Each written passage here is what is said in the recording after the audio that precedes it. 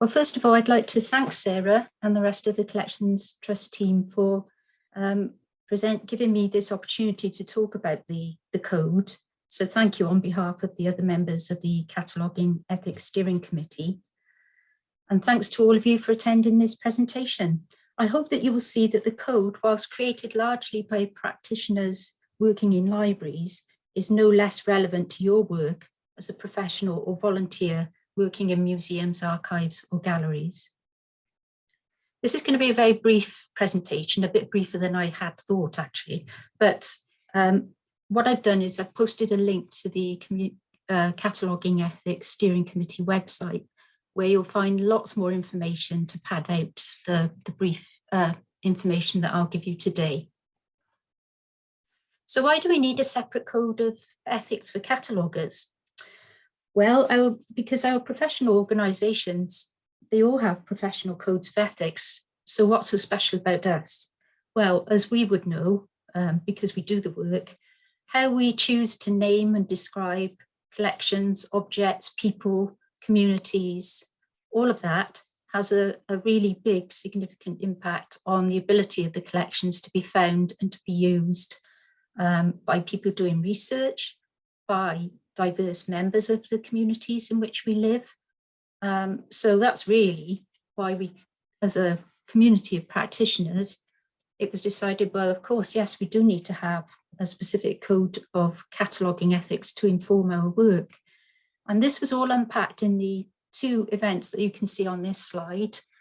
So this is the American Library Association Special Interest Group for Cataloguing.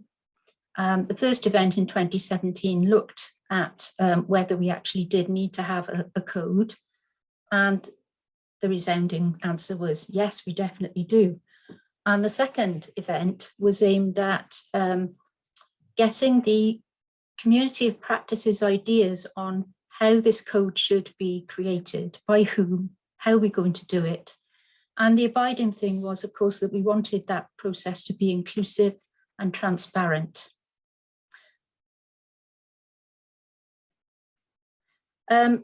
Apart from looking at the power of naming and organising knowledge, the code is largely born of the critical cataloguing movement, which looks at the systems of oppression really that existed in the international cataloguing classification standards.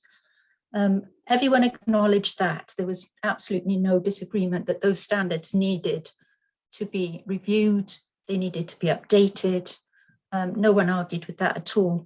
But it soon also became apparent that there were other issues that people were concerned about, not least, how do we advocate for the time and the resources needed to do this work?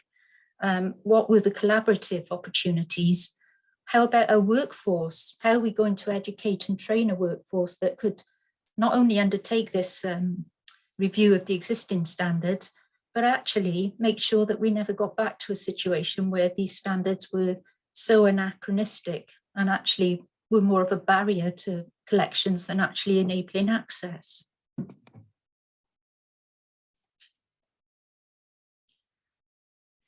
So after the 2018 meeting, it was decided, yes, we're going to definitely produce the code.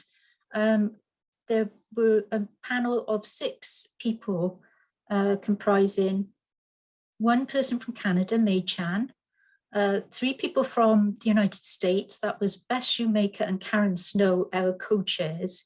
They were the people that really got those events in by the American Library Association off the ground and running. And then as chair of the CILIP Cataloguing and Metadata Interest Group, I had approached them and said, would you mind if this became more of a collaborative Hands Across the Sea project? And they were delighted to take that on board. So there was myself and Dr.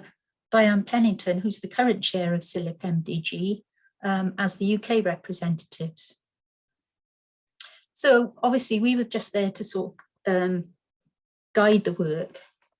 The real work was done by the working groups, and we had over 100 volunteers, and eventually we had 74 practitioners from all over the world. Yes, mainly Canadian, USA, UK, but also people from Australia, and Mexico and Israel. And they formed into 6 working groups and produced some working group reports from which we extracted the things that we felt needed to go into the code on their behalf. And then there were 2 rounds of public consultation, and the final document was published in January 2021 on our site. So what does the code actually consist of? Well, it's a very short document. It's only 3 pages if you exclude the working groups. And it's in 3 sections, basically. Part 1 is the introduction and scope. So what I've done here is I've just taken out an extract from the scope in the document there. We put this in because it came back very strongly after the first draft went out, that people felt that the code was pretty aspirational, and they thought, well, it sounds great on paper, but we're never going to be able to implement this, for all the reasons that have been covered actually earlier this morning when we had that excellent presentation about the slow cataloguing, or the need for it. So to try and acknowledge this, we made sure to put this statement into the scope. I'm not going to, by the way, when I quote the document, I'm not going to read it out. I'll leave you to read it. But what we wanted to do was certainly deal with the thought that this perceived tension between productivity versus the time required to catalogue ethically, we needed to pretty well nail that one. So we added this acknowledgement and have said, of course, we understand that what you may want to do is not necessarily within your grasp at the moment. But what we want to do is allow the code to help you to examine and inform your work, and maybe start those potentially difficult conversations.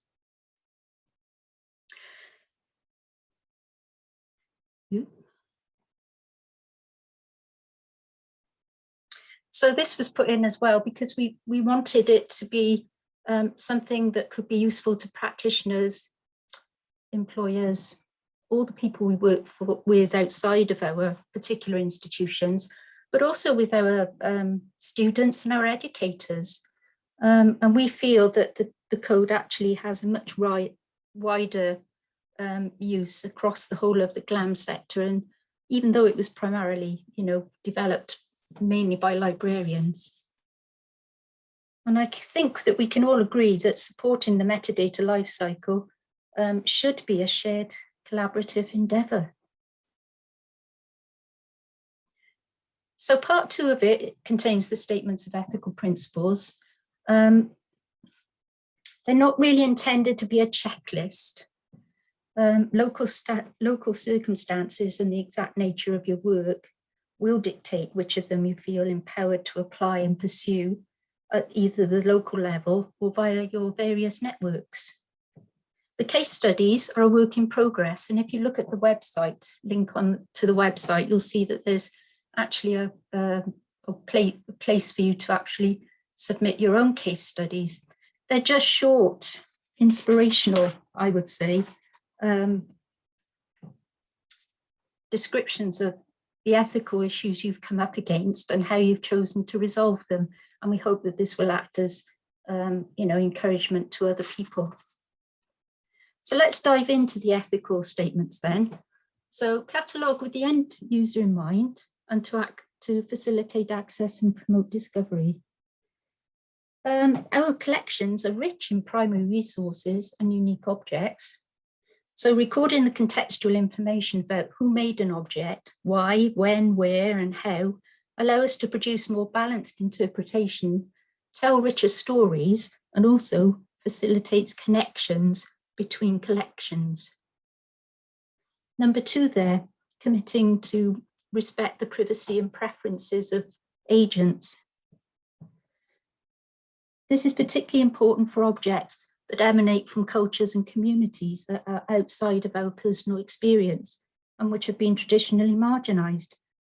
I'm a white cis woman. I operate in a sphere of privilege and comparative safety compared to other sectors of the community. So where possible, we need to consult people about how or if they want their objects, culture, or themselves described or identified. Number 3, bias. It's everywhere. It will always exist, but we have a duty to recognize it and try and put ourselves in the place of the people or the cultures or societies that we are cataloguing for. And if it is there in your institutional situation, then I think we all have a duty to try to counter it and to use maybe the code as a starting point for potentially difficult situations. Number 4, again, bias in the standards. Historically, we know that they are a product of their age and time. The international standards are largely westernized. So again, there's a barrier there for people that are not living in the West, as it were. So again, there are opportunities for us to, once we recognize the shortcomings, to get together collaboratively to actually produce something better.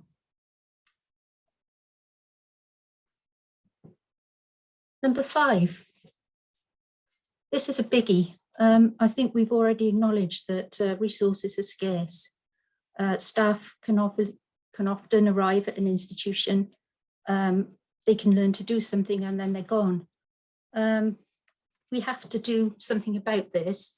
And perhaps one of the opportunities is to work across borders, geopolitical borders, and actually across institutional borders. And obviously we need to work with the companies that produce the platforms, the systems, everything that we use to do our jobs. So there are tremendous opportunities there. So taking responsibility for cataloguing decisions. Have you, for instance, got a current public-facing cataloguing or collecting policy that people can see? Is there a statement on your catalogue regarding potentially offensive language that users may see in the records? Collaboration. As I mentioned earlier, we can collaborate across borders, across sectors, with the people that provide commercial services for us. There